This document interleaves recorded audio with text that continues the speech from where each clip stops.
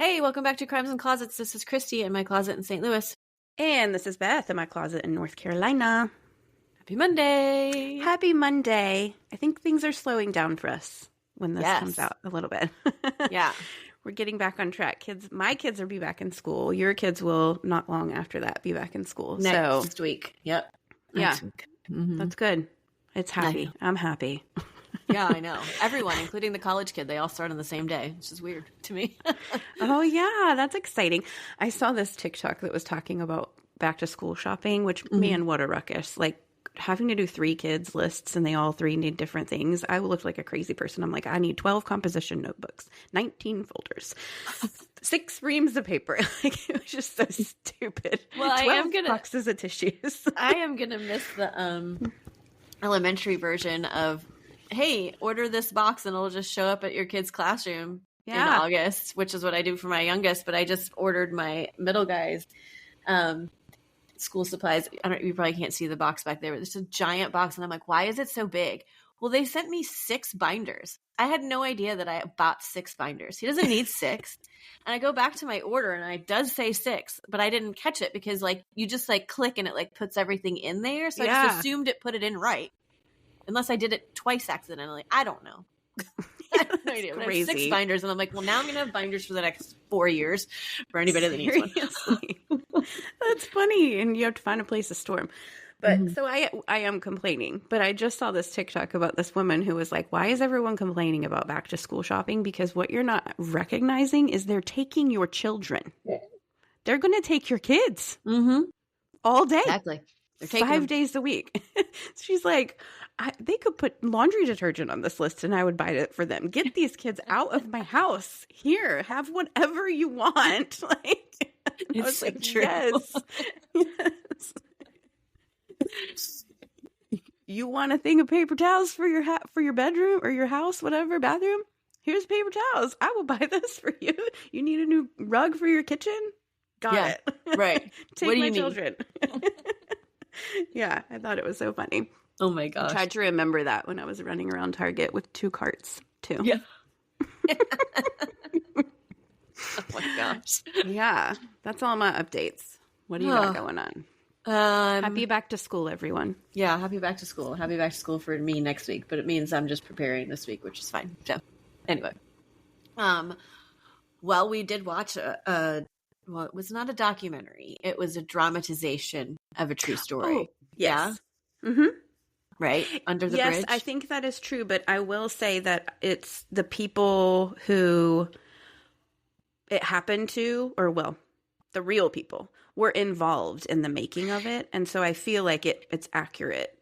It is very accurate. They've just changed like names and like certain things, but it is a very accurate depiction based on what I have read about the true story after the fact. Yeah. Like even one of the people who in one of the articles said, well, that character's made up. But then in another article I read, well, they were like, but it was very closely based on this person. Right. So it's Under the Bridge is the name of it. Yes. It is on Amazon Prime. It is free on Amazon Prime. And it's about the murder of this young girl named Rena Verk, who was bullied and murdered kind of by like a group of other kids. Yeah. Like, I mean, and some kids that didn't even know her. One of the kids, right? That one guy or boy didn't even really know her. He just like joined in and like helped and some of the players in that, man, that one girl, I can't even remember her name because I want to block her out of my mind. She was like, she's the one that girl actually like completed it.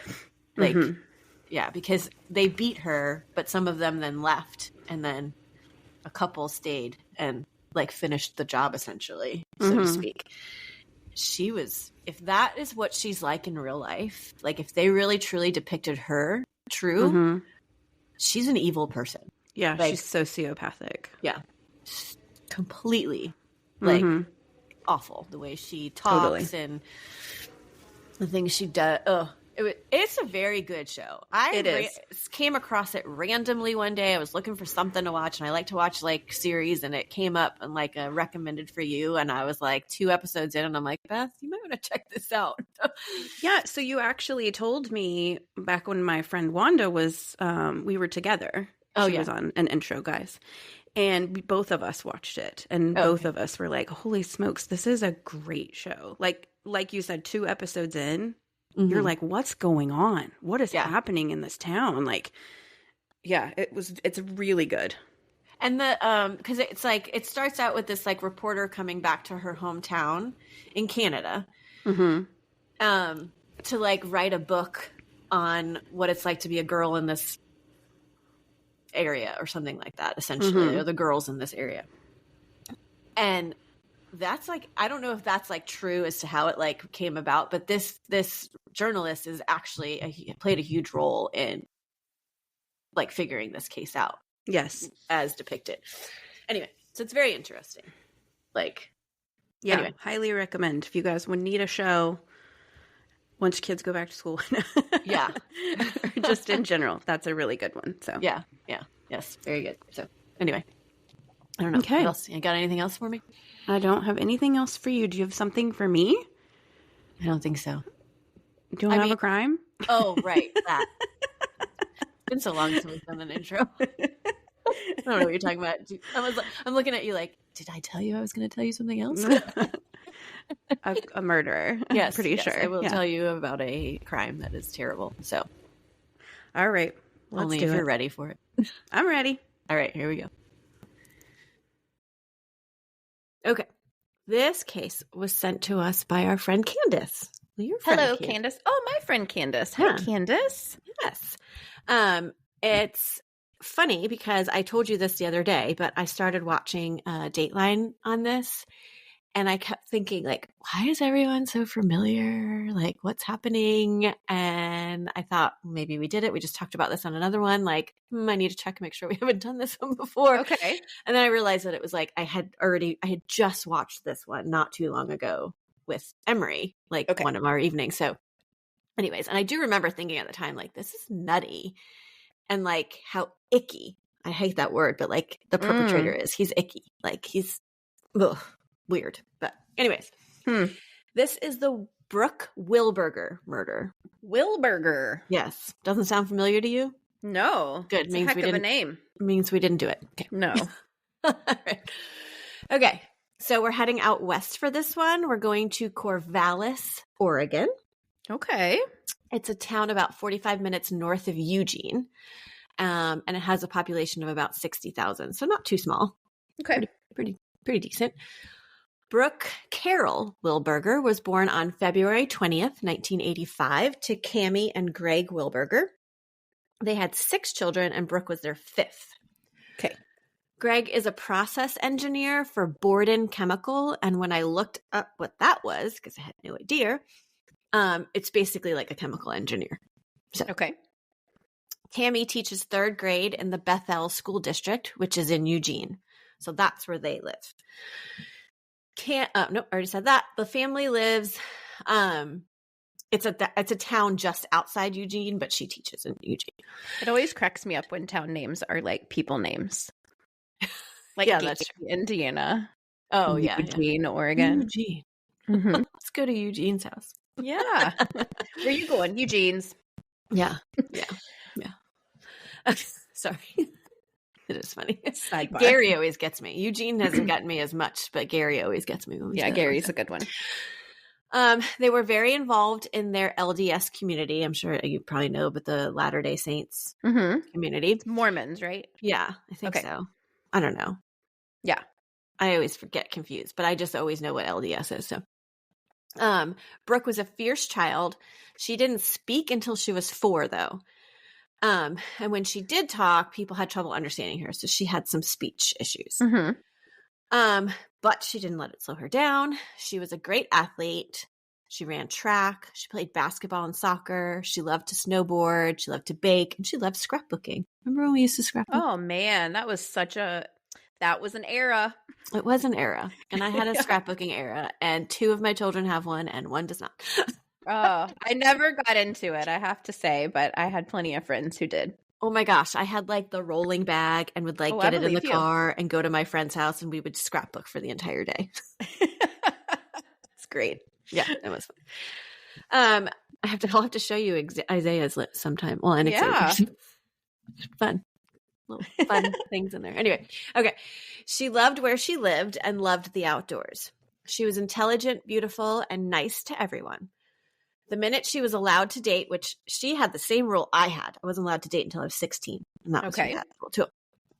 She did, and she had been friends with Justin for a really long time, and she just knew, like, this is who I want to date. When I'm allowed to date, I'm going to date Justin. So she did. Brooke graduated from Elmira High School with honors and decided to continue her education at Brigham Young University in Utah, which was also where Justin was going. Mm-hmm. Which is also an LDS school.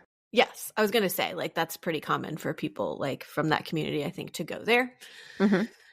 Brooke was going to study speech pathology so that she could help others as she was helped when she was little. Nice. After returning from her first year at Brigham Young, Brooke started working for her older sister, Stephanie. Stephanie was a manager at Oak Park Apartments, which was in Corvallis, Oregon. It was like streets away from Oregon State University and about 30 miles from her home. Okay. Outside of Eugene. On the morning of May 24th, 2004, Brooke left home just as she usually does to head to work, and she said goodbye to her younger sister, who was only in 7th grade at the time. On this particular day, Brooke's job was to clean like the light posts on the property. Mm-hmm. So she set out with her bucket of soapy water and some rags and went about cleaning all the light posts in this parking lot. Her sister said she saw her around 10 or 10:30 a.m. When she looked out like a window, she could see her where she happened to be at that time. Around 1, Stephanie had made lunch for them and was kind of wondering why Brooke hadn't like come in to be like, hey, is it lunchtime yet? Right. And she looked around and didn't see her, but she's like, I thought it was strange that she didn't come in for lunch, but at the same time, like, she was could have been busy cleaning. Lost track of time. There was lots of posts to clean. It was like a bigger area. She wouldn't necessarily see her from where she was, no matter what. They did look around the property for a little bit, and around 3 p.m., Stephanie's husband called 911. He explained that he needed to report one of his workers missing and that she also happened to be his sister-in-law. Okay. He said they looked everywhere they could think of and could not find her. Her car, wallet, purse, and cell phone were all still on the property. Oh, yeah. Okay. They did find the bucket and cleaning supplies that she was using near a lamppost in the parking lot. And the strange thing was that one of her flip-flops, her flip-flops were there too. Mm-hmm. One of them, her sister noticed, you know, that part that, I don't know what they call it, that goes like in between the toe, the two toes. One, it was like broken out. Oh, yeah. I know you hate when that happens. I hate when that happens. Usually the Old Navy $2 ones, so they pop right out. You can't even get always. Them. It's always, not usually. It's always the Old Navy $2 100%. Ones. Because I have flip-flops that have lasted years. And but it always happens with those. So anyway, she noticed that it was broken out of one of them and that it was like, there was like smudged mud on one of them as well. She stated it looked as if she was forced to go and had been like trying to fight, and the flip-flop broke and her foot was like moving around and got muddy, like literally pulled out of her shoes. Police looked around and questioned anyone that they could see around the buildings, and one person said they heard a very loud scream around 10:30, which was not long after her sister said she like saw her outside the window. But this person said they didn't see anything. They just heard this like blood-curdling scream. Yikes. Brooke's parents and siblings came to Corvallis as soon as they heard, and they were followed by a large amount, like literally within hours, of their LDS community. Like dozens of people flooded the area, and they were just like starting their own search party. Initially, police were trying to rule out, the family clearly, and they quickly realized that, they're a very close-knit family. They love each other very much. They didn't have anything to do with this. Okay. Then they turned their eyes on the boyfriend, Justin. What reason would he have to hurt her? He doesn't. And also he's in Venezuela on a 2-year mission trip at the time. Oh, yeah. So, okay. He gone. Pretty clear. Yes. Every single registered sex offender in the area is questioned and checked in with. Like, on this Dateline, they were like, somebody put hands on every single one of these people. Mm-hmm. Which is impressive because once they looked, they realized there was over 2,000 sex offenders in that area. Yikes. Isn't that gross? Yes, it is. I mean, That's a especially lot. being like near a college town. Like, I don't know. I feel like, I mean, there's not anywhere that they, don't have temptation, I guess. But like, they walk among us, people. Yeah. Yeah. No footage, I'm assuming. No CCTV footage. Come on. Be like Target, guys. Everyone needs to be like Target. I'm sure there are now. I mean, I feel like most places put them up, but I don't know. Within days, there were dozens of calls coming in with people like saying they saw Brooke down the street, walking on the street, whatever, but they all leads would prove to be like, you know, somebody maybe that looked like, you know, because she's a pretty blonde hair girl, like maybe look like a lot of people out there. Mm-hmm. Brooke's parents were very hopeful because just a couple of summers before this, Elizabeth Smart had been kidnapped and found alive like 9 months later in Utah. And so they were just kind of like, well, maybe we'll get the same outcome. You never know. Because nobody was expecting that at the time. Yeah. Oh, that's sad. Yeah. Within a week of her disappearance, they start zeroing in on Sung Koo Kim. He is a 30-year-old man who still lives with his parents. He had a degree in genetics and biology, but he was sort of like a recluse.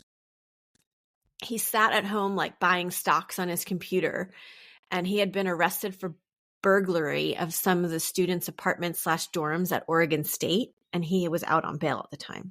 Okay. So they were just kind of like, well, maybe this guy has something to do with it. Oh.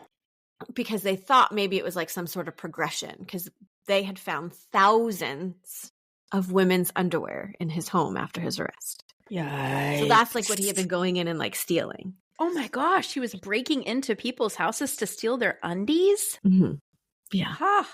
Yeah. So not outside of the realm of possibilities that he would progress to like taking a girl. Okay.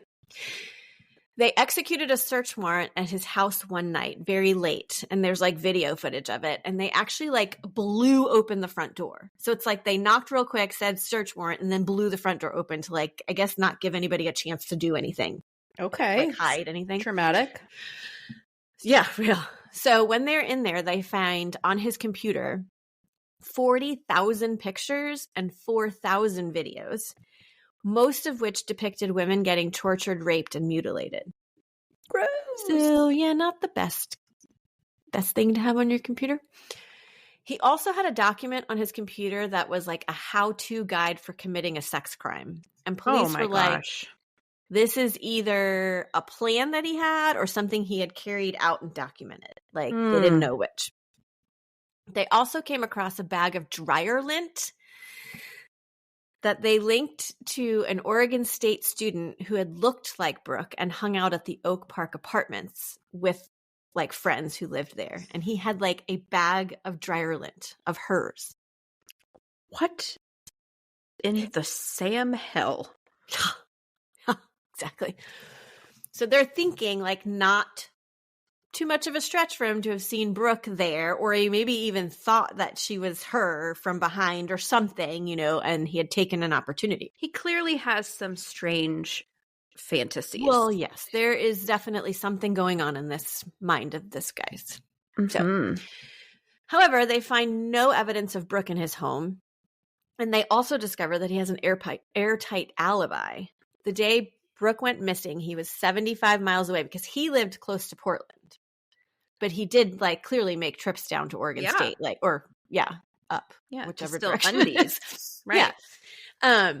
So anyway, so he was 75 miles away at home at 11:14 a.m. Since they're saying that she was like kidnapped around 10:30, they're thinking with the blood curdling scream they heard. He was at home 11:14. There was a trade that he had done on his computer, like a stock that he had bought. Okay. And he answered the home phone at his house at 12:10 p.m. Like whoever called was like, well, he answered. So, and then talked to his parents or whatever. And then at 12:42, he was seen on a video in Portland at a store with his dad. So it was clear that he was not for this case specifically. Yeah, they need to keep an eye on him though. Oh, well, I will say, it would take months for them to clear him from this case, but he was convicted of burglary and was sentenced to 11 years in prison. So okay. Yeah. They got him. They got him. I think he might be out though now. Oh, great. But anyway. And he does. Oh, I think he is, and he has to register for life as a sex offender. Okay. So he is being watched, supposedly. Theoretically. Yeah. 6 months after Brooke's disappearance, family and police are frustrated, and they double. I don't know what the reward was, but there was a reward, and they double it for information about her abduction. Oh my then gosh, in that's November, so scary. Yeah, I know. Just I mean, gone. just without a trace. Yeah. Nobody has any reason to take her, and so some weirdo just comes waltzing in and grabs her because he had the opportunity to do it. Mm. So in November of 2004, just after Thanksgiving, there was a break. Over 1,300 miles away in Albuquerque, New Mexico, a woman named Dara Finks is at a stoplight with her daughters in the car when they see this woman running down the street and goes into a restaurant. Her daughter was like, "Mom, she's naked." Oh, no. Yeah, it caught their attention, and they kind of pulled in, and they realized that she's like, "Well, we're going to help this woman," because they also realized that nobody in the restaurant would. Because I'm sure, I'm not sure, but I could see somebody running in like that and people being like, "No, go, get out. You're in a restaurant and you have no clothes."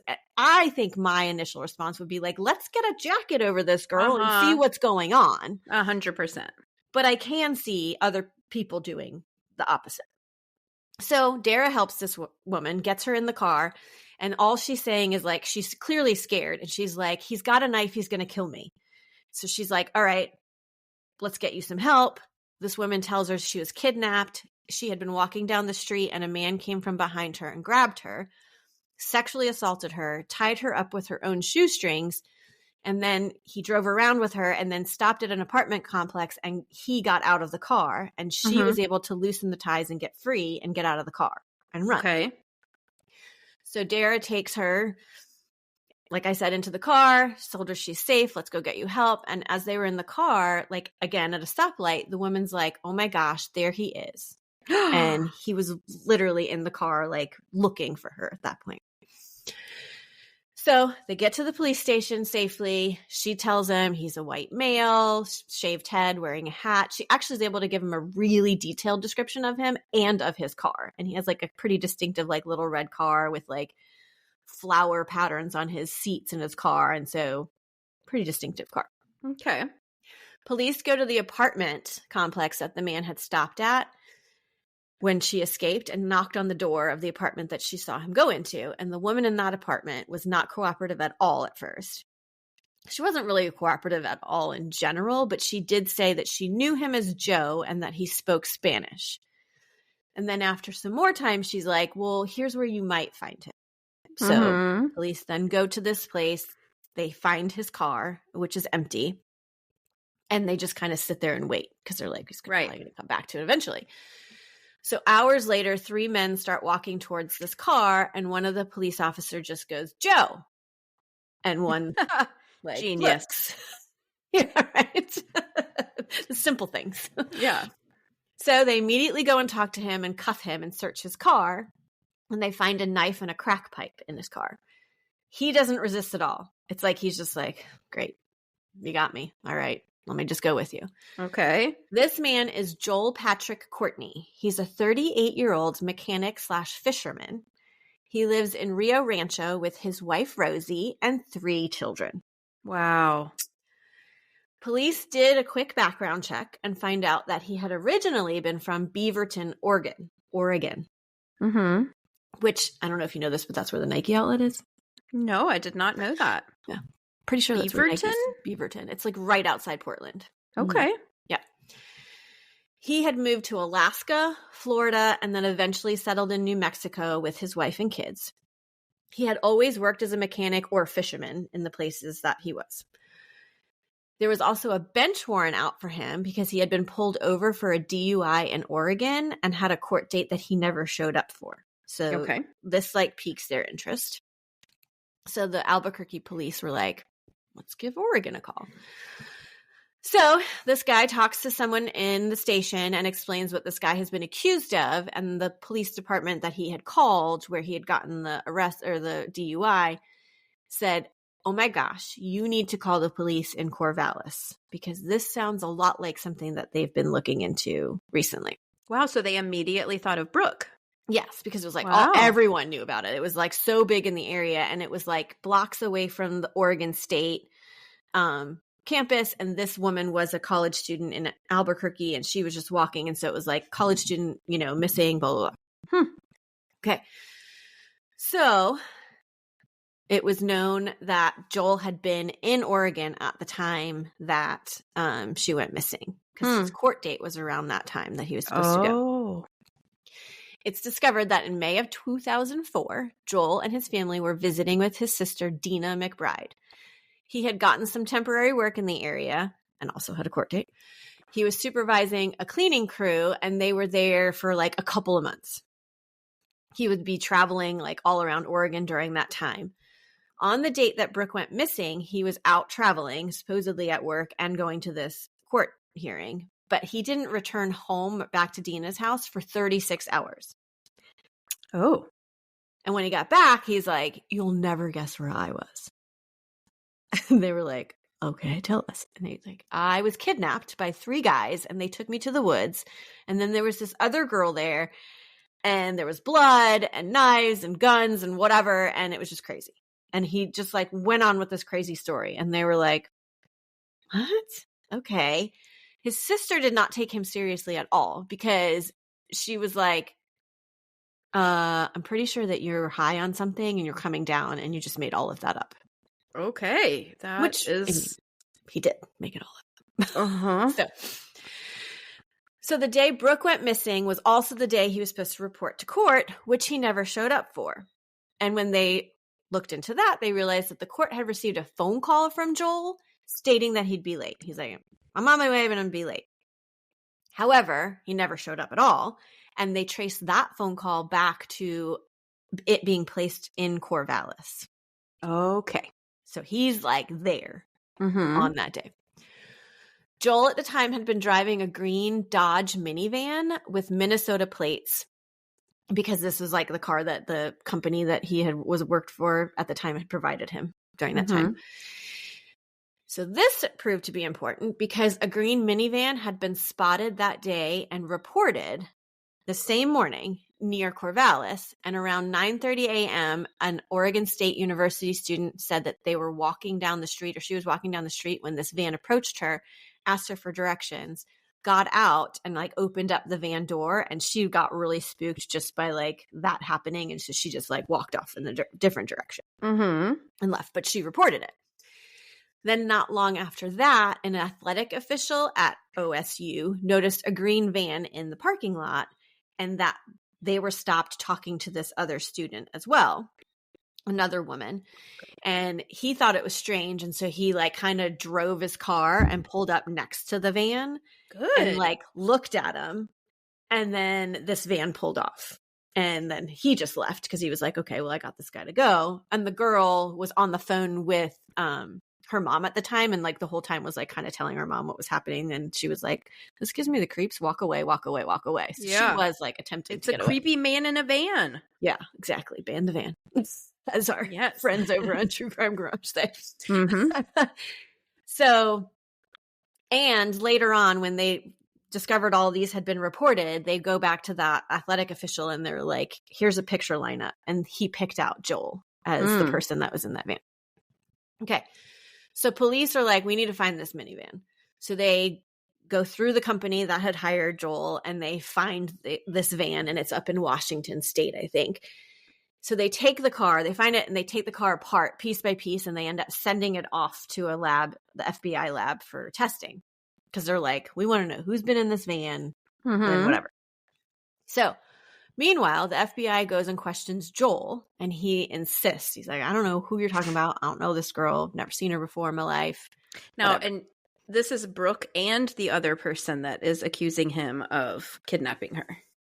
Because, well, yeah, there was, the one in Albuquerque, and then, yes, exactly. He's denying all of it. I don't know Brooke. I don't know that girl. Well, I don't actually know. They don't really talk about when he was questioned about that girl. The other girl? Okay. Yeah. Because this whole story, like everything is reading about Brooke. So the FBI go down to Albuquerque because he is arrested already. Because this girl escaped. She like picked him out, like witness. I'm pretty sure probably they could get DNA off of her. Maybe. I don't know. But there wasn't a whole lot of question about that. They just go down there because they're like, okay, now we want to know what you know about Brooke. And he's like, I don't know anything about Brooke. So here's where I'm going to stop and tell you a little bit about Joel. Okay. Joel was raised, like I said, in Beaverton, Oregon. He was from a very good family, super smart. His sister said he was genius level IQ. Like he was going places. But around 11 years old, he started hanging out with older kids and got into drugs. A few years later, he started getting into Satanism. His sister would say that he got away with some like pretty bad behavior because he was like handsome and super smart and just was able to like outwit everyone. He did shoplift a lot and committed like other minor crimes and would be in and out of juvie for 18 years. So he didn't get away with everything, but she's like, he got away with other stuff. In 1991, he was convicted of beating and sexually assaulting a girl in high school, and he was only given probation. Oh my gosh. Because he was 18 at the time, and I don't know. I don't know why that was the case. His sister Dina said that Joel had also attacked her when she was a teen. He came into her room at night and attempted to rape her, his own sister. And she said that she hit him over the head with her alarm clock to get him off. She did. Yeah. 2 other family members would eventually come forward and say that he tried to rape them as well. Ooh. Not a good guy. Not at all. He never graduated from high school, even though he was really smart, and he moved to Alaska to become a fisherman. He then got married at 23 and had 3 kids. And Dina said seemed to settle down. Like, he seemed like he was a good dad. There was pictures of him like playing on the floor, you know, doing the normal dad stuff. Terrifying. So she just thought maybe he got whatever he got out of his system and now he's changed. But likely he did never settle down and was just continuing to commit all of these same types of crimes the whole time. Wow. Okay, so 1 year to the day that Brooke went missing, the FBI called the investigators in Oregon and let them know that Joel's DNA was found in the back of that van along with Brooke's DNA. Wow, so he had her. He did have her. Oh my gosh. They said it was a mixture of DNA, which indicates rape. Police officially filed papers to charge Joel with kidnapping and rape charges of Brooke, and also the attempted kidnapping and rape of those other girls that had reported that van in the area earlier. They don't really have any proof of murder because they don't have a body. Right. They don't have like evidence of a murder. But I'm pretty sure they're like attempting to throw that charge in there too, because it says that he was. Where is she? Right. She would have surfaced if she survived. Exactly. And they also know that they'd have a hard time proving it, but they definitely throw that in there as a charge because they're saying that they're going to charge him and have the death penalty on the table for that. Okay. So the day they serve him with those papers, he's in court in Albuquerque for the kidnapping and rape of that other woman. And it's said that he's like sitting in court reading the papers and just laughs about it. And it's just like, wow, kind of like, no, you're never going to get me on this one. Oh.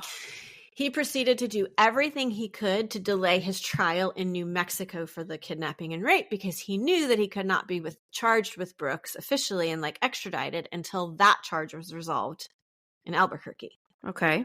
So he like would refuse to communicate with his lawyers for months at a time. And then when he did that too many times, he would kind of he claimed to be mentally incompetent to stand trial, which once that's brought up, he's got to be examined and evaluated, which all that takes time. So he drags this out until January of 2007. Okay. Joel was eventually ruled to be competent to stand trial, and then he decided to plead guilty to that kidnapping and rape. Okay. So he's sentenced to 18 years in prison and then would be on probation after that for 5 to 20 years. Then Joel was extradited to Oregon in April of 2008 for Brooks' case. Okay. The prosecutor in New Mexico said that Joel basically gave her like the creeps. She said that he would like make the hair on the back of her neck stand up when she saw him in court. And the only other person that did that to her was Richard Ramirez. Ooh. And he's like super creepy. Yeah. He's got those weird teeth and that. Mm-hmm. So if this guy does it for him, and he's like a decent looking man, this guy. Just like evil. Yes. He just has like, he exhumes evil. Exhumes? What is Exudes. That? Exudes. There you go. In the spring of 2008, he went to court for Brooke's kidnapping and rape, and they had no body, like I said, to prove that she was dead, but also for her murder. Oregon was going to seek the death penalty. Prosecutors, after talking with Brooke's family, did offer to take the death penalty off the table if he told them what happened to Brooke and where she was. Like, I'm what did glad you do for this, actually? Yeah, because, I mean, clearly you want to get her home. Yeah. Like I want that for her family and for her. Yeah. Yeah. And the name of the Dateline is Bringing Brooke Home. That's what it's called. Because that's all they wanted to do was bring her home. So he takes months to like answer this offer and rejects it. He's like, nope, I don't want that offer. So a trial is set for February of 2010. But in September of 2009, Joel requested, now he's putting the request in, if you drop all of the other charges, the other attempted kidnappings and rape, like that they were charging for the other two students, drop the death penalty and let me serve all of my sentences out in the New Mexico prison so he could be closer to your family, then I'll tell you where Brooke is and what happened. You know, I hate Joel. I do too. Yeah. And I don't like that he like did this almost like because he wanted the power trip or something. Yeah. Yes. Ooh, yeah. I thought the same thing. Yeah. So the governor of Oregon and the governor of New Mexico both have to sign off on that. And the Oregon governor was like, yeah, fine, do it. But the New Mexico one kind of was like holding out a little bit because they were like, we don't want him. Right. Like, we've already convicted him. He's supposed to be serving 18 years here. And now he's done this. Like, he's bad. We don't want him in this place. But a member of the governor's staff spoke to Brooke's mother, who explained that, like, you're our last hope. We just want to know where she is, what happened to her, whatever. So the governor does sign off on that plea deal. Joel then tells them what happened on that day in May. He stated he was high on cocaine. After being unsuccessful with the other two girls, he drove a couple of blocks away and spotted Brooke in that parking lot. He pulled up, got out of his van, and asked for help delivering a package when he pulled a knife out and forced Brooke into the van. It is stated somewhere that she kind of like, unlike the other two girls who kind of had an out, like she was just kind of trapped. Like there was trees, there was buildings. Like she didn't really have anywhere to go once he pulled up next to her. Well, and no doubt he had learned, like, I can't just pull up to somebody on the street because they can just walk away. I need to find somebody. Like he did it on purpose, trapped her on purpose, probably. Right. Yeah, because he had already been unsuccessful. But that was like his MO. Like he was so like versed in doing this that he was taking people in broad daylight.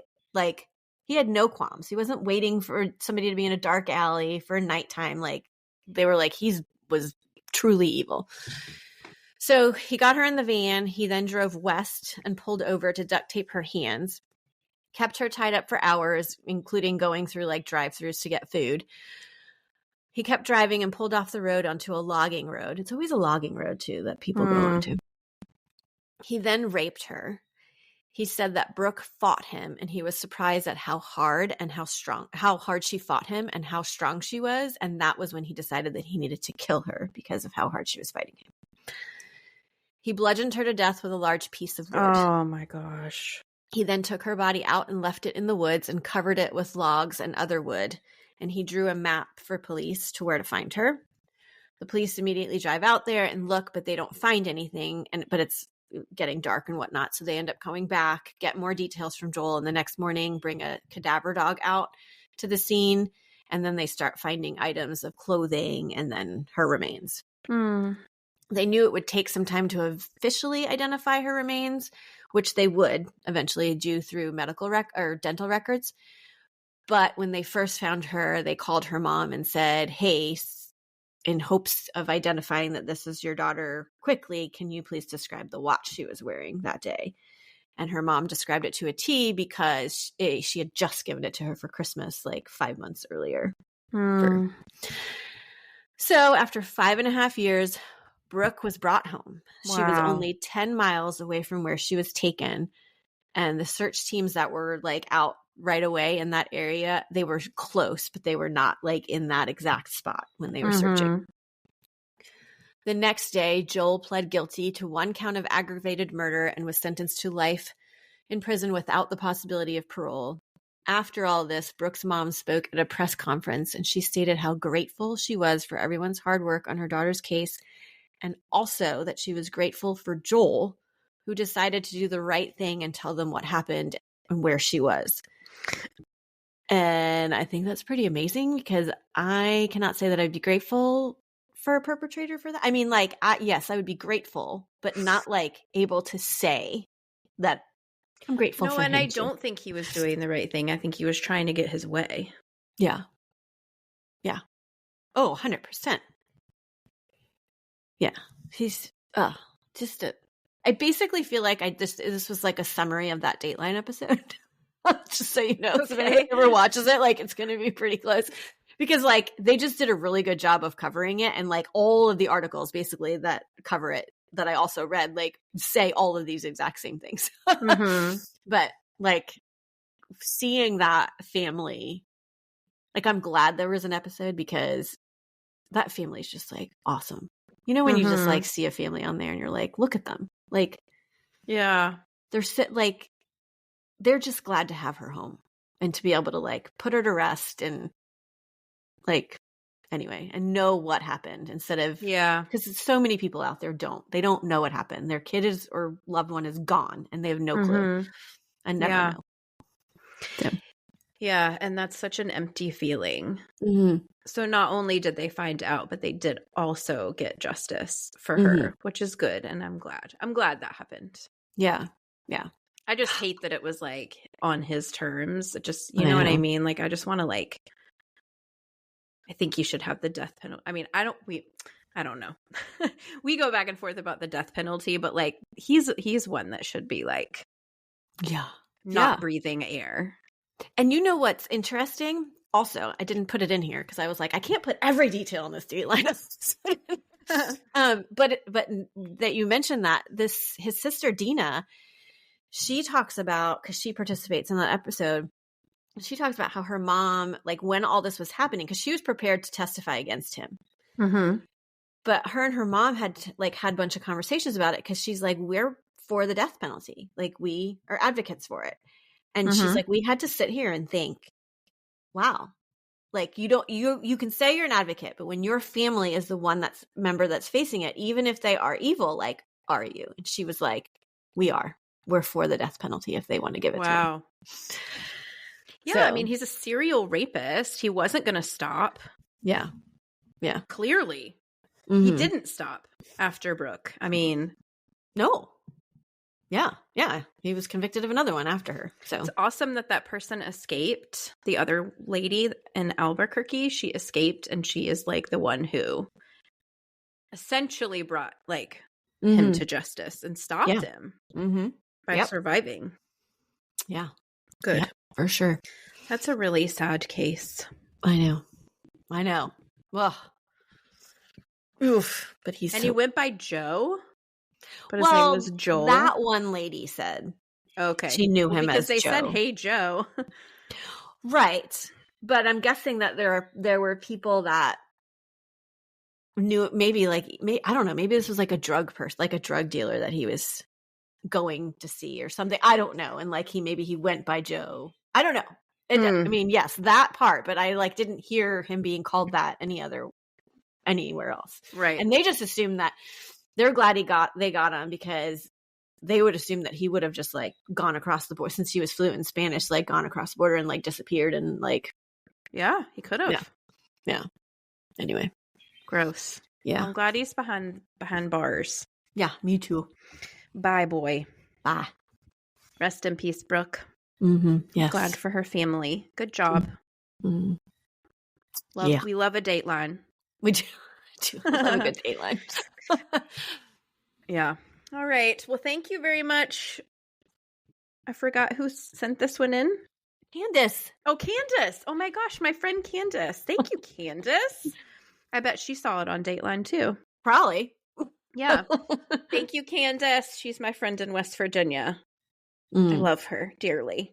She's like an OG supporter of our pod too. The very time, I think it was like the very first live we did, wasn't it just her and her daughter? I feel like so, it was yes. Like the four of us sitting around chatting. Yeah, it was great fun. We should do that again. Or a Zoom. Wasn't it a Zoom? It was a Zoom when we did a Zoom call. Mm-hmm. Let's do it again. Let's make a date. Yeah. Okay. All right. Well, thank you very much for covering it. And I won't watch the Dateline because I feel like I'm up to date, but I will go look at a picture of Brooke because I like to do that, to put a face to a name. Yeah. And Joel. I will not look him up. Blech. I'll post this picture just because. All right. So you guys come find us on social media because we do post pictures of this kind of stuff, and it's nice for you to put faces to names as well. And we interact with you over there, which is great. You can let us know what you think. If you like what you hear, we have a Patreon, $3 a month, lots of fun things happening over there. And we love you and see you next Monday. And always remember, the world is scary. People suck. Hide in your closet.